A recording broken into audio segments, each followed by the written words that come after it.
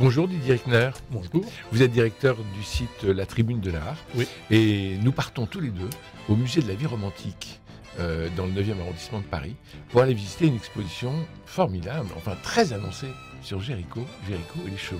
Alors on voit des tas de publicités dans le métro, sur les abribus. Il y a une communication formidable sur cette exposition à l'occasion du bicentenaire d'ailleurs de la mort de Théodore Géricault, puisqu'il est mort en 1824. Les chevaux de Géricault, c'est une exposition qui explore les multiples représentations du cheval dans l'œuvre de Géricault. C'est un motif puissant et omniprésent.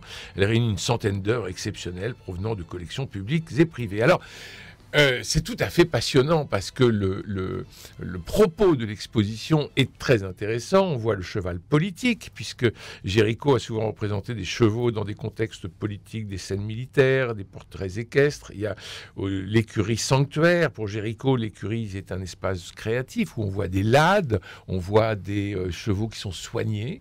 Et puis, on a Londres. À Londres, il voit à la fois des chevaux qui sont des chevaux ouvriers, qui descendent dans les mines, qui travaillent, des chevaux, j'allais dire, prolétaires, et puis des chevaux très chics, du Jockey Club, des chevaux qui courent, on a des courses hippiques, et puis on a la mort du cheval, et une section de l'exposition qui montre la fin de vie du cheval, et qui est un thème poignant. On a un cheval mort, on a un cheval moribond, enfin, et on est très attaché au cheval, qui est la plus belle conquête de l'homme, comme on le sait. Et on est très attaché au cheval et au cheval qui meurt. Alors, j'ai visité cette exposition et on va y retourner ensemble. Très bien. J'ai visité cette exposition et j'en suis sorti. Alors, le musée de la vie romantique est superbe. C'est une très jolie petite maison au fond d'une impasse avec un très joli jardin. Ça y est, il fait beau. Enfin, allons-y, profitons du jardin, profitons de la verdure, profitons de la buvette qui est très sympathique. C'est une sorte d'oasis de paix et de silence en plein milieu des bruits de la ville. C'est vraiment un lieu formidable. Et l'exposition n'est pas très grande, mais on traverse la cour pour aller dans l'autre espace d'exposition. On monte un petit escalier. Il y a d'ailleurs un grand cheval qui est représenté sous l'escalier. C'est assez joliment fait. L'accrochage est très sympathique. Enfin, c'est très bien. Mais quand je suis sorti de l'exposition, j'y suis retourné.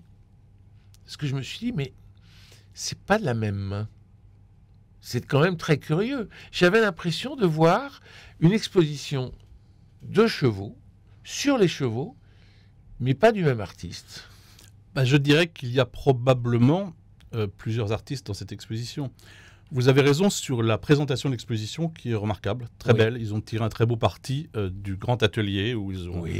C'est vraiment très bien exposé, mieux que ça ne l'était avant. En tout cas, c'est très bien fait. Le problème de cette exposition, effectivement, c'est que tout est présenté comme de Géricault, sans point d'interrogation, sans attribuer. J'ai photographié les cartels, tout est de Géricault. Il n'y a pas attribué à, jamais. Ou école de Géricault, ou à la manière de, etc. Voilà. Jamais. Dans le catalogue, d'ailleurs, on rajoute des œuvres et des photos d'œuvres de la même manière. Tout est de Géricault. Or, ces œuvres, une grande partie d'entre elles, il y a beaucoup d'œuvres de collections privées particulières, des œuvres qui n'avaient jamais été présentées sous le nom de Géricault. Et beaucoup d'entre elles, aucune d'ailleurs, n'est expliquée dans le catalogue. C'est-à-dire qu'il n'y a aucune justification, même, c'est pas qu'il n'y a pas de notice. Déjà, quand il n'y a pas de notice, ça m'agace un peu. Mais là, même dans pédigré. Il n'y a pas de pédigré, il n'y a rien, il n'y a pas d'historique, il n'y a pas de bibliographie, et pour cause. Pas de pédigré pour les chevaux, c'est embêtant. C'est embêtant. Il n'y a pas d'explication dans les textes, les quelques essais dont on nous dit qu'ils sont faits pour le grand public. Je défie le grand public de lire ces essais. Ils ne sont pas forcément mauvais, parce que on peut parler d'histoire de l'art. Les théories ne sont pas forcément mauvaises. En revanche, parler de Géricault avec des œuvres qui, pour une partie d'entre elles, ne sont peut-être pas ou probablement pas de Géricault, c'est un peu ennuyeux. Mais oui. Et alors, il y a notamment des dessins. Et dans les dessins, on ne retrouve pas... il y a des dessins, il y a des esquisses, mais on ne retrouve pas la force de Géricault. Et moi, ça m'a étonné, si vous voulez. Parce que c'est vraiment une très belle exposition sur le cheval. La moitié de l'exposition est très belle, puisqu'il y a des œuvres absolument de Géricault. Et Géricault est un immense peintre et dessinateur. Dans son journal, Eugène Delacroix décrit ainsi Géricault qu'il a connu. Il a gaspillé sa jeunesse. Il était extrêmement tout. Il n'aimait à monter que des chevaux entiers et choisissait les plus fougueux. Je l'ai vu plusieurs fois au moment où il montait en selle. Il ne pouvait presque le faire que par surprise. À peine en selle, il était emporté par sa monture. Un jour que je dînais avec lui et son père, il nous quitte avant le dessert pour aller au bois de Boulogne. Il part comme un éclair, n'ayant pas le temps de se retourner pour nous dire bonsoir, et moi de me remettre à table avec le bon vieillard. Au bout de 10 minutes, nous entendons un grand bruit. Il revenait au galop. Il lui manquait une des basques de son habit. Son cheval l'avait serré je ne sais où, et lui avait fait perdre cet accompagnement nécessaire. Un accident de ce genre fut cause déterminante de sa mort. Depuis plusieurs années déjà, les accidents suite de la fougue qu'il portait en amour comme en tout avaient horriblement compromis sa santé. Il ne se privait pas pour cela tout à fait du plaisir de monter à cheval. Un jour, dans une promenade à Montmartre, son cheval s'emporte et le jette à terre. Cet accident lui causa une déviation de l'une des vertèbres. Donc c'est un passionné de cheval, c'est un cavalier fougueux. Il connaît parfaitement le cheval. Et vous avez dit que vous êtes allé à l'exposition et vous vous êtes posé des questions. Je ne pense pas que vous soyez spécialiste de Géricault. Moi non plus. Non. Disons-le clairement, je ne suis pas spécialiste de Géricault. Je suis historien d'art, je connais bien le 19e siècle. Je pense connaître Géricault. Mais ce que je dis quand je dis il y a une partie des œuvres, une grande partie des œuvres qui ne sont pas de Géricault, ce n'est pas moi qui le dis, ce sont des spécialistes de Géricault. À la fois des spécialistes du dessin, j'en connais beaucoup, des historiens d'art, des gens qui regardent. J'ai parcouru l'exposition avec eux. Philippe Grinchec, que je peux citer, puisque il écrit largement sur cela, qui est conservateur du patrimoine, qui a fait tout l'œuvre peint de Géricault, qui a beaucoup publié sur Géricault les chevaux d'ailleurs, qui s'est retiré il y a quelques années un peu de tout cela, il est devenu photographe, mais il est resté historien de l'art, et depuis quelques années, il revient un petit peu sur Géricault, parce qu'il y a besoin de quelqu'un qui connaisse un peu Géricault. Alors le catalogue raisonné va sortir normalement, mais c'est le quatrième. Annoncé depuis 2003. Oui, mais c'est le quatrième catalogue raisonné. Oui, mais c'est normal, ça, c'est logique qu'il y ait des catalogues raisonnés. Alors, il y a le catalogue de Germain Bazin, publié chez il y a un certain nombre de... Et puis, les choses évoluent, il y a des choses qui sortent, des choses qui sont réattribuées, des choses qui sont désattribuées. Tout cela est normal. Ce qui n'est pas normal, c'est qu'on n'explique rien. Ce qui n'est pas normal, c'est qu'on n'explique rien. Donc, ce catalogue raisonné est annoncé depuis 2003. Bon, peut-être qu'il paraîtra en 2025, 2030, 2040, je ne sais pas. Ouais, enfin, c'est comme le catalogue raisonné de Modigliani, on l'attend toujours depuis 20 ans. C'est vrai qu'il y a beaucoup de il y a certains catalogues raisonnés qu'on attend longtemps. Oui. On attend très longtemps. Mais si ces œuvres sont exposées, sont présentées dans le catalogue raisonné comme c'est prévu, puisque on nous a dit les preuves viendront plus tard. On aimerait bien que quand on fait une exposition, les preuves viennent maintenant, en tout cas un début de preuve. Là, il n'y a pas le début d'un commencement d'une preuve.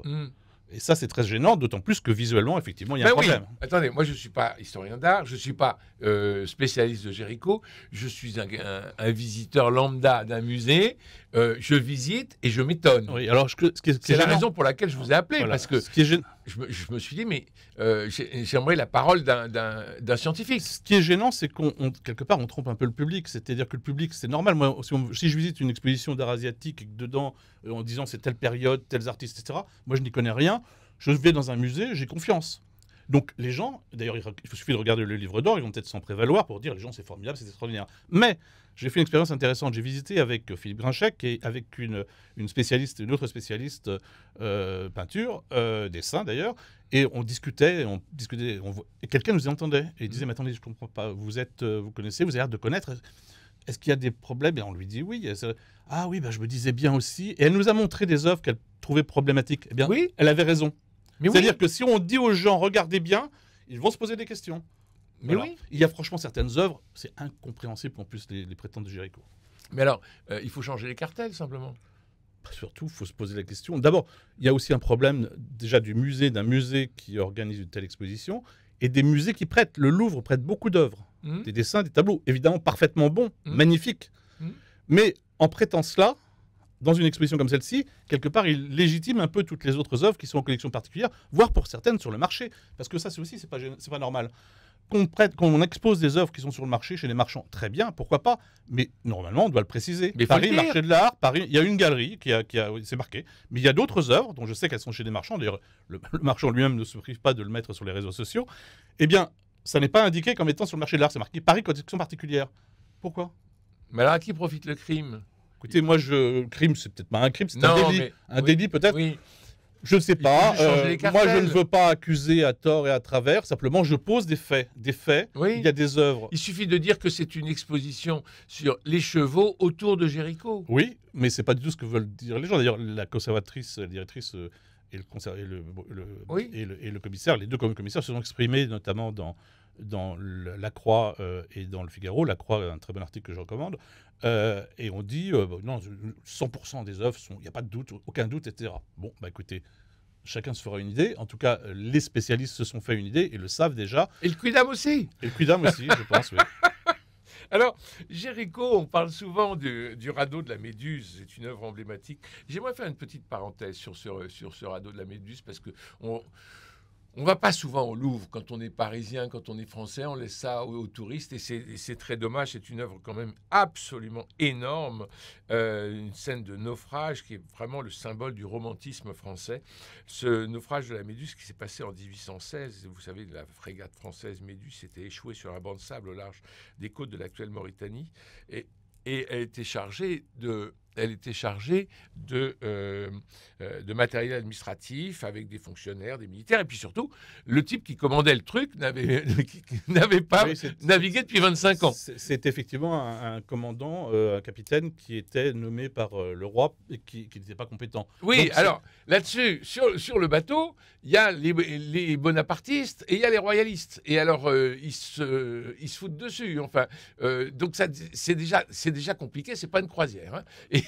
Le vrai problème, en fait, c'est que le bateau a fait naufrage sans doute par l'incompétence du commandant. Ah oui. Et c'est vrai que le tableau, et ça c'est quelque chose que dit l'exposition, et depuis très longtemps le commissaire Bruno Chédix, il a raison, c'est un tableau politique qu'il expose contre la royauté. Enfin, Absolument.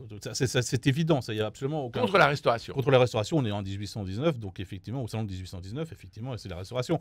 Donc tout cela est intéressant et bon à dire, mais... Donc le radeau il y a 110 personnes dessus, il fait 70 mètres carrés, vous imaginez déjà, et puis forcément, ils seront secourus par un bateau venu à leur rescousse qui s'appelle l'Argus. Il n'y aura plus beaucoup de survivants. Mais il y aura peu de survivants, il y aura des cas d'anthropophagie, et 5 survivants d'ailleurs mourront peu après leur arrivée à Saint-Louis du Sénégal. Alors c'est une toile énorme qui fait 4,91 m de haut sur 7,16 m de large.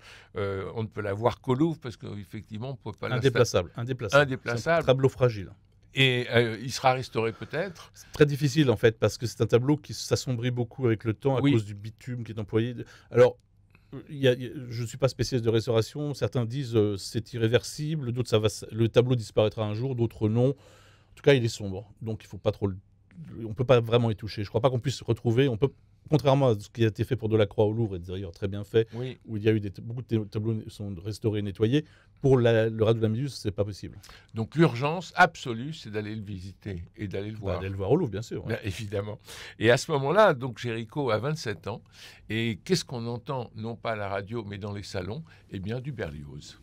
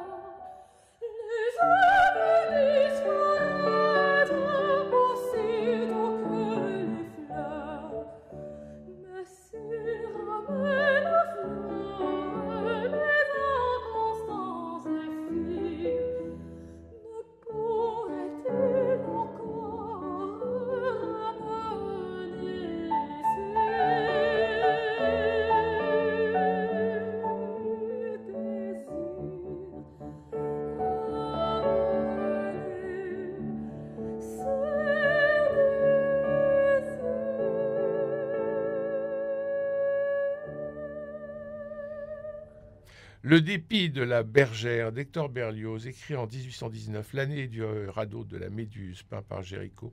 Au piano, c'était Jeff Cohen et la chanteuse, c'était Elsa Dressig, évidemment. Géricault, à ce moment-là, a 27 ans. Et c'est ce qu'on entend dans les salons, le dépit de la bergère d'Hector Berlioz, c'est assez joli. Très joli. Et donc nous repartons au musée de la vie romantique pour cette exposition sur les chevaux autour de Géricault, j'ai envie de dire. À la fin de l'année 1810, Géricault entre dans l'atelier de l'artiste néoclassique Pierre Guérin pour se préparer à son futur métier de peintre d'histoire. Il voulait être peintre d'histoire. C'est extraordinaire, ça. Non, c'est classique à cette époque. La grande peinture, la peinture qui permet d'avoir une véritable réputation, c'est la peinture d'histoire, donc la peinture mythologique, la peinture historique, la peinture religieuse. Et effectivement, tous les peintres, ou beaucoup de peintres, veulent être peintres d'histoire. Parce qu'on est sûr d'avoir des commandes ? On est sûr d'avoir des commandes. Pour les bons peintres, oui, ils ont beaucoup de commandes. Il y a des commandes de l'Église, il y a des commandes de l'État. Il faut se rappeler qu'on est au début de la Restauration et qu'il faut remplir les églises qui ont été largement vidées par la Révolution. Donc il y a beaucoup de commandes religieuses, par exemple. Donc oui, il y a le salon qui est organisé au départ de manière un peu moins régulière, mais ensuite tous les ans, qui permet d'exposer de grandes peintures et d'être achetées par l'État, pour les églises notamment. Et puis également, sinon les peintres font des portraits qui sont aussi très lucratifs pour eux et qui sont plus faciles à vendre. Alors tout au long de sa vie, Géricault ne cesse de représenter des chevaux à l'écurie et en liberté. Au-delà du simple motif animalier, il défend l'idée que cet animal exprime la diversité de la psychologie humaine ainsi que la puissance des passions et des sentiments. Le peintre restitue de la sorte la trivialité du quotidien dans les scènes du soin du cheval, de tendresse et de monte. L'écurie devient pour Géricault l'annexe de son atelier et le creuset de son inspiration, lit-on dans le catalogue. Mais cette passion qu'il a pour le cheval, il l'a pour l'animal, mais il l'a aussi pour tout l'univers autour de l'animal.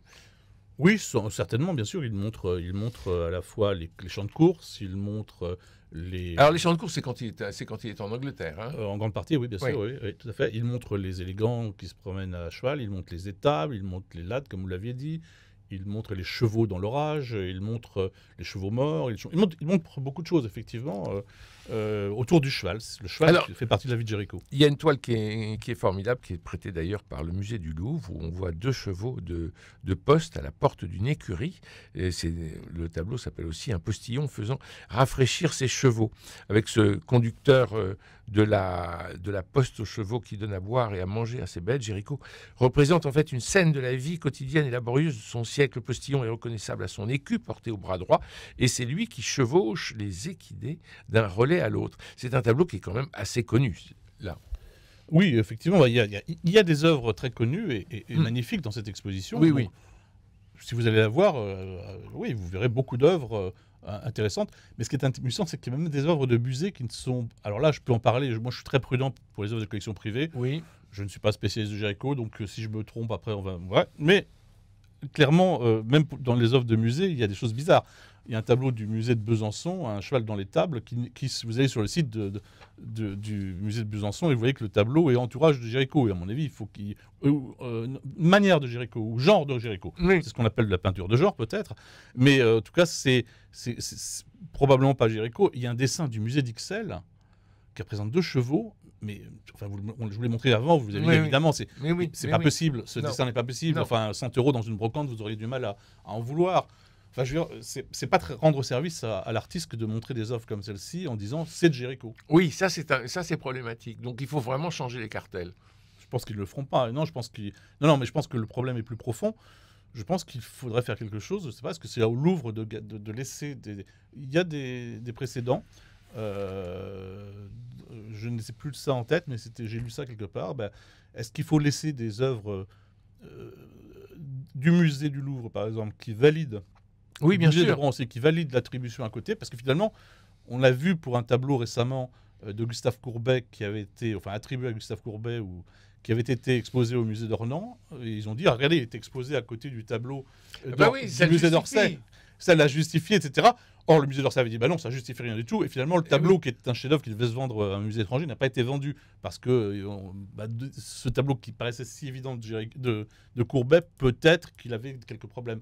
Bah là, c'est pareil, c'est-à-dire que si demain quelqu'un dit bah le tableau était dans l'exposition, ça prouve qu'il est de Géricault, ou le dessin, on pourra se poser des questions. Alors, on parlait du cheval politique. Géricault va décrire les campagnes napoléoniennes. Et on voit d'ailleurs un retour, c'est un dessin, un retour de la campagne de Russie qui est tout à fait poignant, où on voit un homme quasiment aveugle sur son cheval et qui est tiré par un palefrenier qui est un de ses collègues. Alors, je n'ai plus le dessin en tête. Est-ce que c'est une estampe, peut-être? C'est peut-être une estampe ou c'est un dessin? Je ne l'ai plus en tête. Voilà, il est là. Oui, mais ça, c'est une... Si je ne me trompe pas, c'est une... Vous avez le cartel qui est là. Ici. C'est une estampe, une lithographie. Oui. Les lithographies sont toutes authentiques, elles sont toutes de Géricault dans l'exposition, et ça, c'est magnifique, effectivement. Alors, ça fait partie d'un poignant corpus d'œuvres graphiques qui témoignent de l'intérêt de Géricault pour les sujets militaires et les malheurs de la guerre. On parlait de peintre d'histoire. Oui. Mais alors là, il est très, très sévère avec Napoléon et les campagnes napoléoniennes. Certainement, bien sûr. Oui, mais c'est un peintre d'histoire, mais qui va au-delà de l'histoire, effectivement.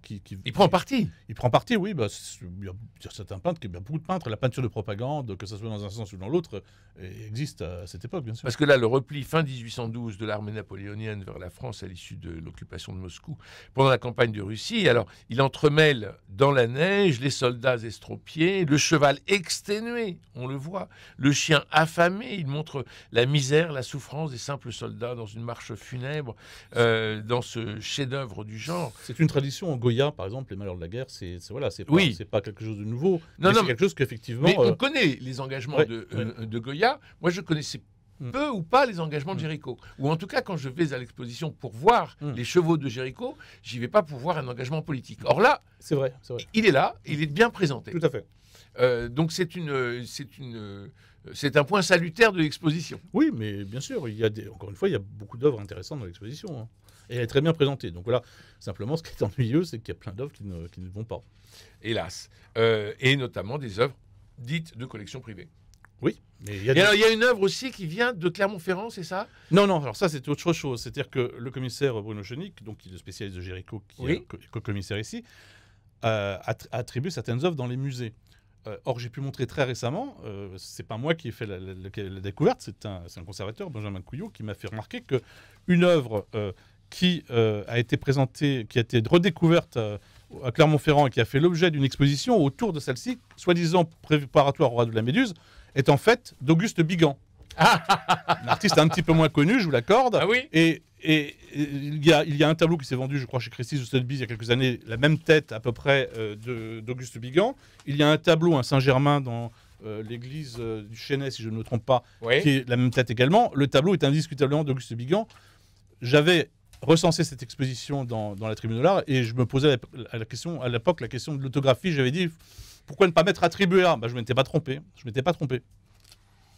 Et là, il est là. Non, il n'est pas là, puisqu'il ne représente pas un cheval. Mais simplement, ça prouve qu'il faut quand même se méfier des fois des attributions assénées comme celle-ci. C'est Géricault, il n'y a pas attribué à. On peut toujours se tromper, tout le monde se trompe, tous les experts se trompent, tout le monde se trompe.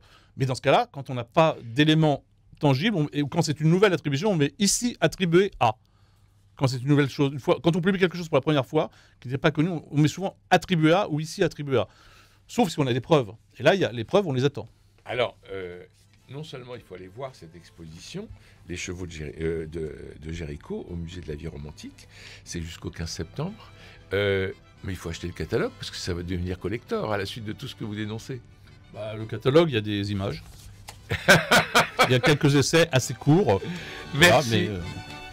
Merci beaucoup Didier pour ces explications. On peut vous lire dans la Tribune de l'Art. Tout à fait, dans la Tribune de l'Art. Merci Jean-Paul Lérine pour la réalisation. Sur Internet uniquement. Sur Internet. Merci Jean-Paul Lérine pour la réalisation. François Dieudonné, Philippe Malpeuch, Madame Meyer et Madame Cléry pour la réussite technique de ce rendez-vous. Demain, c'est mardi. Nous parlerons de littérature. On va vous proposer un certain nombre de livres pour l'été. Allez, bonne journée. Je vous embrasse et le beau temps est arrivé.